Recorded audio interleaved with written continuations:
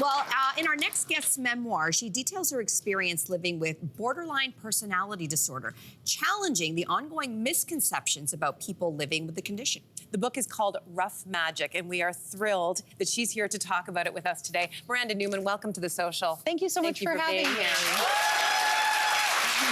So, you call borderline personality disorder, or BPD for short, one of the most misunderstood and stigmatized mental health disorders today. Why do you think that is? Yeah, so when we see media representations or representations of BPD in literature, they're very often extreme depictions that tend to center around the female experience. They're very erratic, very emotionally draining. Think, Fatal Attraction with Glenn Close, right?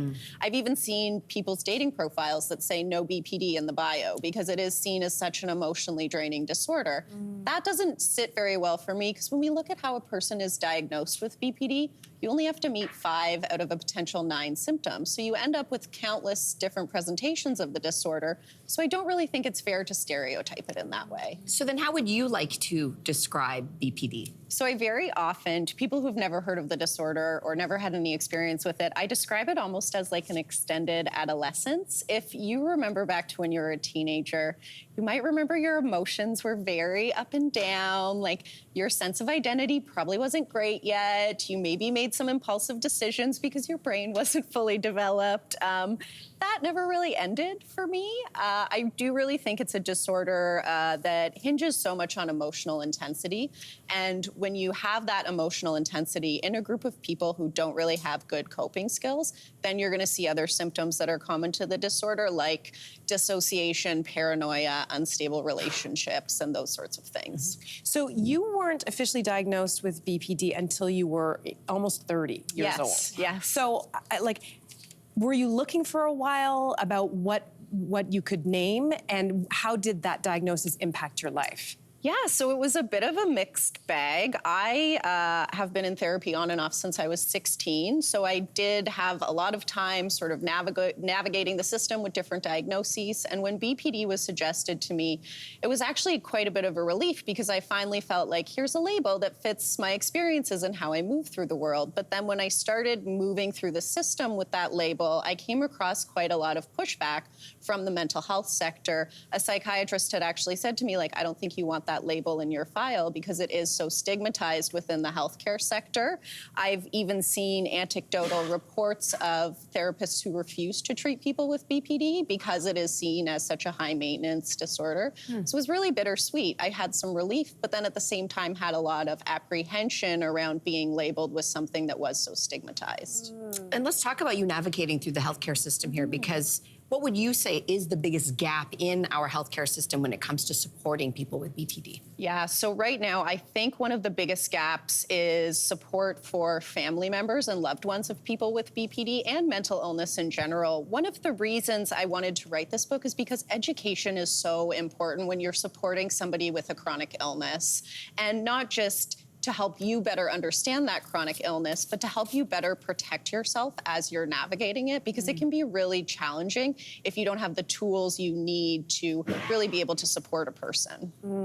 I mean, let's talk about some of those tools that you might need. Like, there have been a lot of improvements, you say, in treatment options for people with BPD, but you actually say one of the most effective forms is peer support. So let's talk about the range maybe of treatment options. Yeah, absolutely. So there is like traditional treatment like we would imagine, one-on-one with a therapist, there's group treatment, but an overlooked part of mental health recovery that I love so much is peer support. This book wouldn't have come together if I hadn't been in a room with a bunch of people with the diagnosis who are just so warm and charming and lovely and emotionally available, and really changed my understanding of the disorder. And the reason I think peer support is so important to anyone living with a mental illness is because when you see someone with the same diagnosis as you sort of thrive and make great strides in their recovery, it gives you hope that you can do the same.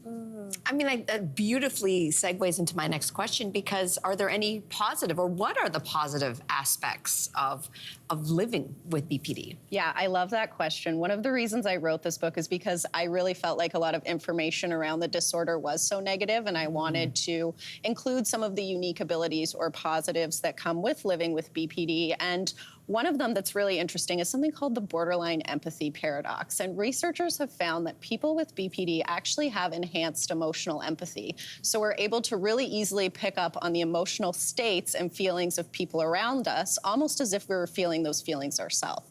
But it's a paradox because despite being able to do this, this fails to kind of pave the path for lasting relationships in a lot of people with the disorder.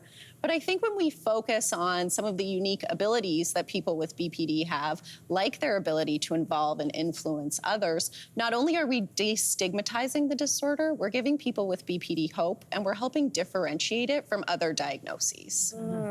So let's talk about recovery. What does that look like for you today, for someone with borderline personality disorder? Yeah, so I will say, like, recovery is very broad and individualized. It might look a little different from person to person. Right now, for me, recovery is really about focusing on my health and wellness, really trying to live a self-directed life, so a life that I want to live, that I've made for myself, and really striving to reach my full potential.